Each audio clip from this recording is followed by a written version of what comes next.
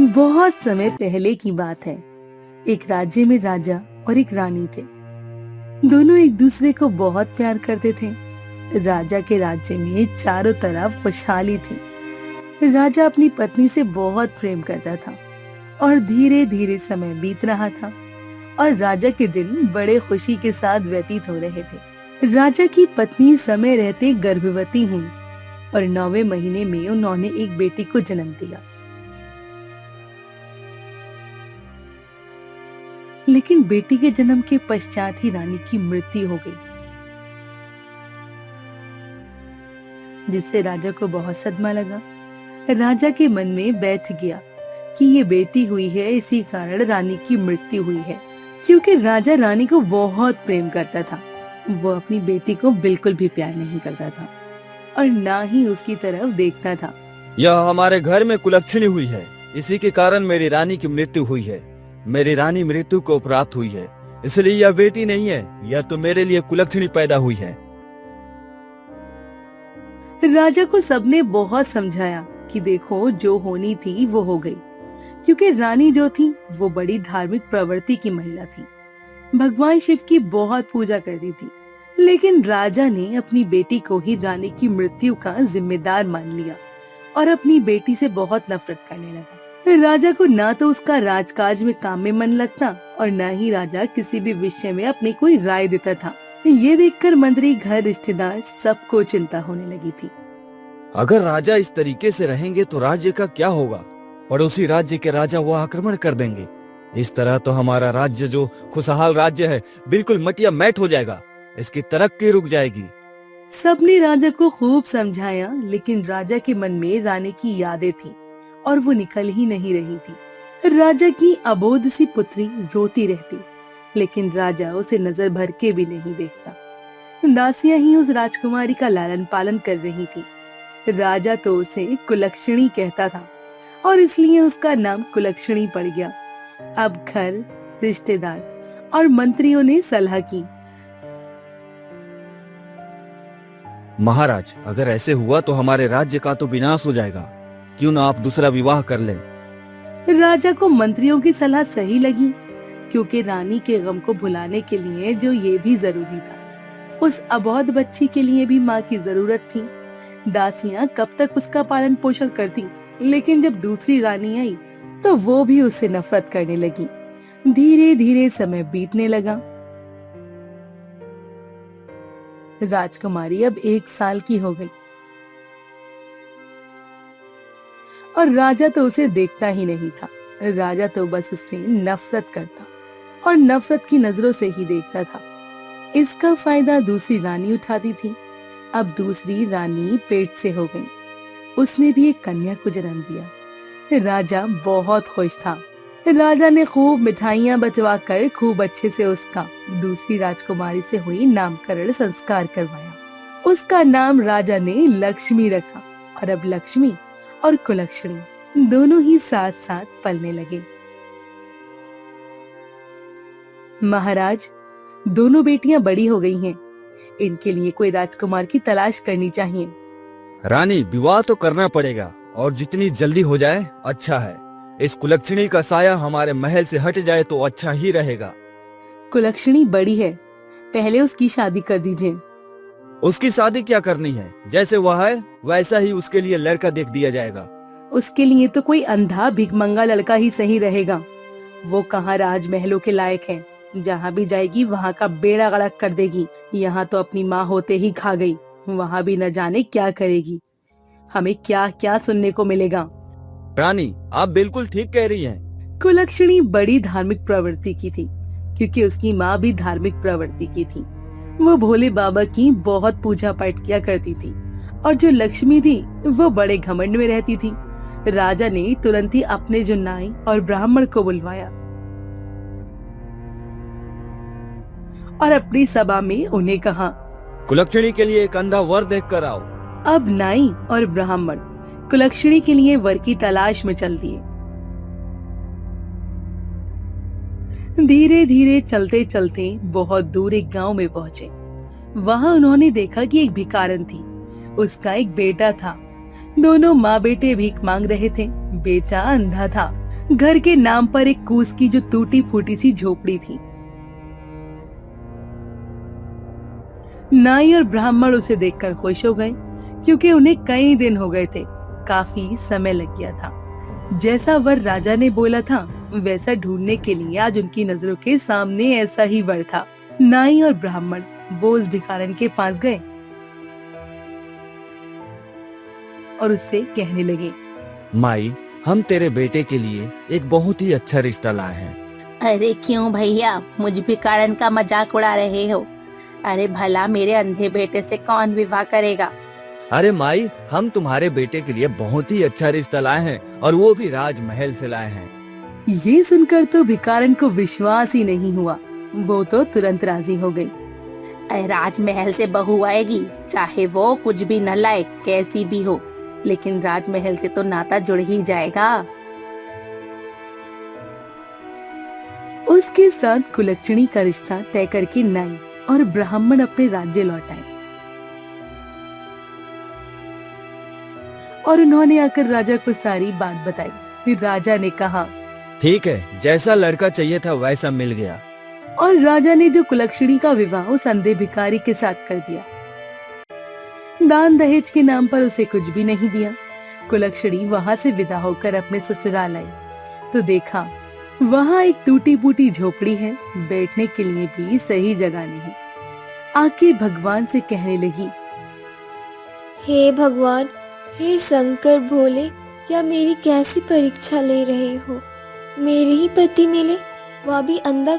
कम से कम मेरी जीवन साथी अच्छा होता तो हम दोनों कुछ कमा कर लेते, लेकिन जो मेरे पति है वही मेरे लिए परमेश्वर है। अब मुझे जिस भी रूप में मिले हैं, मैं हमेशा इसका साथ निभाऊंगी। उसकी सास और उसका पति भीख मांगते थे। जो 2-4 पैसे होते थे उन्हीं से घर का खाना बनता था। कितनी बार तो उन्हें भूखा ही सोना पड़ता था, लेकिन कुलक्षणी ने जो भी पैसे मिले उसने उससे खाना बनाया, अपनी सासू माँ और अपने अंधे पति को खाना खिलाया। जो बाद में बचा पीछे वो ग्रहण कर लिया और भोले बाबा की मर्जी मानकर उनके साथ बड़े प्रेम से रहने लगी। अपने साथ अपने पति की सेवा करने लगी और उसने उन्हीं में सुख तलाशने की कोशिश की। राजा साहब, कुलक्षणी का तो विवाह हो गया, उससे तो हमें छुटकारा मिल गया, लेकिन हमारी लक्ष्मी बेटिया के लिए भी कोई अच्छा सा वर ढूंढ दीजिए। राजा ने अपनी नाई और ब्राह्मण को बुलवाया और कहा, एक बहुत ही सुंदर और अच्छे राज्य का राजकुमार तलाश करो हमारी लक्ष्मी बेटियों के लिए। जो आज्ञा महाराज। नाई और ब्राह्मण वो लक्ष्मी के लिए वर ढूंढने चल दिए और एक चक्रवर्ती राजा के यहाँ पहुंचे। और लक्ष्मी क्योंकि दिखने में सुंदर भी थी और वहाँ पर जो राजकुमार था वो एक ही था और वो भी चक्रवर्ती सम्राट बनने वाला था, इसलिए उन्होंने वहाँ पर लक्ष्मी का रिश्ता तय कर दिया। समय से बारात आई, राजा ने खूब दान दहेज दिया, लक्ष्मी को बड़े शानो शौकत के साथ विदा किया। कुलक्षणी उधर अपने जैसे तैसे दिन काट रही थी और लक्ष्मी तो ऐशो आराम से आई थी और रानी ही बनकर ही रही। एक दिन कुलक्षणी की सासू माँ कुछ पैसे भीख मांग कर लाई तो कहने लगी, माँ जी, यह भीख मांगना हमें अच्छा नहीं लगता। इससे अच्छा है कि हम कोई काम कर ले। अरे बेटी, तू तो मेरे घर की लक्ष्मी है, तू जो कहेगी मैं मान लूंगी। माँ जी, इन पैसों से मैं कुछ खरबूजे खरीद कर लाती हूँ। गर्मियों का समय है, खरबूज और तरबूज इस मौसम में बहुत बिकते हैं। मैं उन्हें बेचूंगी, कम से कम हम अपने आत्मसम्मान से तो रहेंगे। आप भीख लेने जाती हो, 10 लोग आपको ठुकराते हैं, कोई एक तो तरस खाकर भीख देता है। मुझसे यह देखा नहीं जाता है कि लोग आपका अपमान करें, इसलिए आज से आप घर पर रहिए और मैं यह तरकारी भाजी बेचने जाया करूंगी।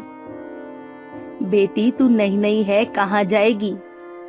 माँ जी, आप घर में रहिए, मैं गांव-गांव घूमकर तरकारियाँ बेच लूंगी। ठीक है, जैसे तुम कहो। अब उन पैसों के जो भी थे उसने एक डलिया ली और उसमें कुछ तरबूज और खरबूजे रख लिए, लेकर चल दी। जंगल के रास्ते पर एक मंदिर था। उसी मंदिर के सामने जाकर बैठ गई। हाथों ही हाथ कुलक्षणी के खरबूजे और तरबूज बिक गए और उसके पास सिर्फ 2 खरबूजे रह गए थे। उसी समय संयोग से माता पार्वती और महादेव जी उसी रास्ते से गुजर रहे थे। माता पार्वती कहने लगी, शंकर जी, खरबूजे की महक यहाँ तक आ रही है, मुझे तो खरबूजा खाना है। अरे पार्वती, तुम भी किस चक्कर में पड़ रही हो? चलो कैलाश चलते हैं। तुमने कहा था कि मुझे पृथ्वी पर भ्रमण करना है और मैं तुम्हें घुमाने के लिए ले आया, तो अब यह तुमने कौन सी रट लगा ली? महादेव, मुझे तो उस रास्ते से जाना है। देखिए, उधर खरबूजे की बड़ी अच्छी खुशबू आ रही है। कैसे ताजी ताजी उसके पास खरबूजे हैं।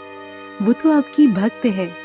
उन्होंने बिल्कुल ऐसा ही भेष बनाया, फटे कटे कपड़े, चीथर बिल्कुल गंदे से। पार्वती, माया और भोले बाबा पहुंच गए कुलक्षणी के पास। कुलक्षणी के पास 2 खरबूजे थे। जाकर कहने लगी, बिटिया, हम भूखे हैं, क्या हमें कुछ खाने को खरबूजा मिलेगा? हाँ माँ, आप बैठो, इतनी गर्मी पड़ रही है। कुलक्षणी के पास थोड़ा पानी था। उसने भोले बाबा और मैया पार्वती के बने बूढ़े लोगों को पानी पिलाया, आराम से बिठाया और जो 2 खरबूजे उसके पास बचे हुए थे वो उन्हें खाने को दिए। तो पार्वती मैया कहने लगी, बिटिया, हमारे पास तो तुम्हें देने के लिए कुछ भी नहीं है, हम कहाँ से पैसे देंगे? हमने तो खरबूजे खा लिए। कोई बात नहीं माँ, आज मैं तरबूजे बेचने आई थी और भोले बाबा की कृपा से मेरी सारी खरबूजे बिक गए। अब मेरे पास सिर्फ या 2 खरबूजे शेष बचे थे। अगर आप इन्हें लिए या भी मैं धर्म पूर्ण हूँ।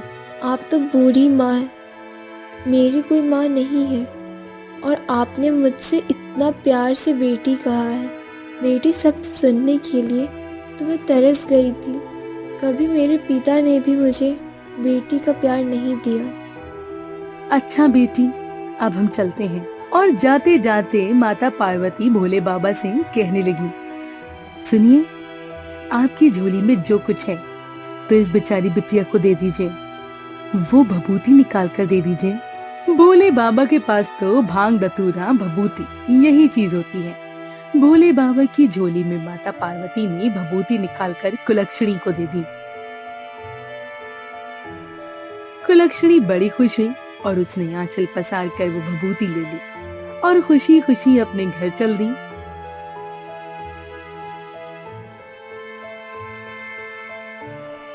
वो घर आकर अपनी सासू माँ से कहने लगी, माँ, आज एक बूढ़ी माँ और बूढ़े बाबा की सेवा करके मुझे बसीम आनंद मिला। और देखो माँ, आज की कमाई, आज मेरे सारे खरबूजे भी बिक गए। माँ, अब आपको कहीं भी भीख मांगने जाने की ज़रूरत नहीं है। अब हम मेहनत से काम करेंगे और भोले बाबा की कृपा रही तो हम सम्मान की ज़िंदगी जिएंगे। हमें भीख नहीं मांगना। कुलक्षणी बेटा, मैं तो तुझ जैसी बहू पाकर निहाल हो गई। मैंने तो कभी सोचा भी नहीं था कि मेरे बेटे का विवाह भी होगा, लेकिन मुझे पता नहीं था मेरे बेटे के नसीब में इतनी संस्कारी बहू लिखी थी। मैं तो भगवान की बहुत ही ऋणी हूँ कि भगवान ने मेरे बेटे की किस्मत में तुम्हें लिख दिया। माँ, आज एक बूढ़े बाबा और बूढ़ी अम्मा आई थी। उन्होंने मुझे यह भभूति दी है, इसका मैं क्या करूँ? बेटा, अभी मेरे आने दे, जैसे ही बोलेगा वैसा ही करना। शाम को जब उसका पति आया तो वो कहने लगी, स्वामी, आज मुझे यह भभूति दी है एक बूढ़े बाबा और बूढ़ी माँ ने, इसका मैं क्या करूँ? एक काम करो, घर के चारों कोने में इसे बुरक दो और जो बचे उसे कुछ संदूक में रख दो और पूरे घर में इसे छिटका दो। बाकी का जो हमारा तुलसी का गमला उसमें डाल दो। ठीक है। शाम होते ही कुलक्षणी ने चारों कोनों में उस भभूति को छिटक दिया और जो बची उसे तुलसी के गमले में रख दिया, कुछ संदूक में रख दी। रात को खाना बनाया, खाना खाकर अपनी सासू माँ को खिलाया और अपने पति को खिलाया, फिर खुद खा के घर की साफ सफाई करके सो गई। सुबह उठती तो क्या देखती है कि उसकी झोपड़ी की जगह तो बहुत सुंदर महल बन गया। हीरे मोती चमक रहे हैं, अन्न और धन से उसका घर भरा हुआ है। ये देखकर तो उसको बड़ा चंपा हुआ। वो दौड़ी दौड़ी अपने सास के पास पहुंची और कहने लगी, माँ जी उठिए, माँ जी उठिए, देखिए क्या चमत्कार हो गया। उसकी सासू माँ की आंख खुली तो उसने अपने घर को उसके पहचान में नहीं आ रहा था और वो कहने लगी, अरे कुलक्षणी, क्या हम तेरे मायके आ गए? आज तक तो तेरे पिता ने कभी मुड़कर देखा नहीं, लेकिन मैं सोई हुई थी तो मुझे यहाँ लेकर आ गई तू। नहीं माँ जी, यह मेरे पिता का घर नहीं, यह तो हमारा घर है। देखिए, शायद ये भोले बाबा की और माता पार्वती की अनुकंपा हुई है। उन्हीं की कृपा से हमारे भाग बदल गए हैं।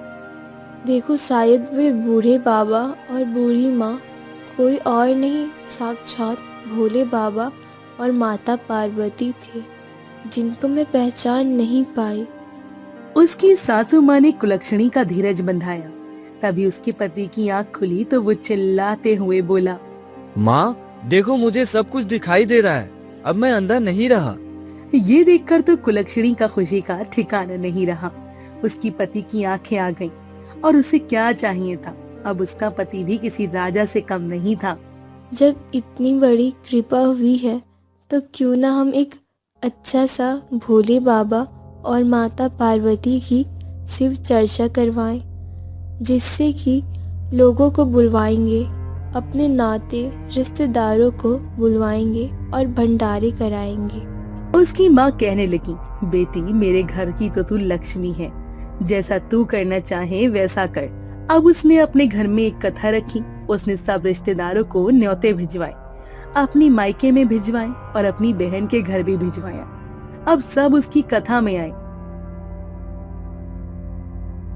लेकिन उसके पिता तो अपनी करनी पर बड़े शर्मिंदगी महसूस हो रही थी। उसके पिता और उसकी सौतेली माँ, उन दोनों को बड़ा अफसोस था, क्योंकि जब कुलक्षणी की और लक्ष्मी की शादी हो गई थी तभी उसके पिता कौड़ी हो गए थे और कौड़ी रोग ऐसा था कि उसे ठीक नहीं हो रहा था, जिससे उनका राजपाट भी धूमिल होता जा रहा था।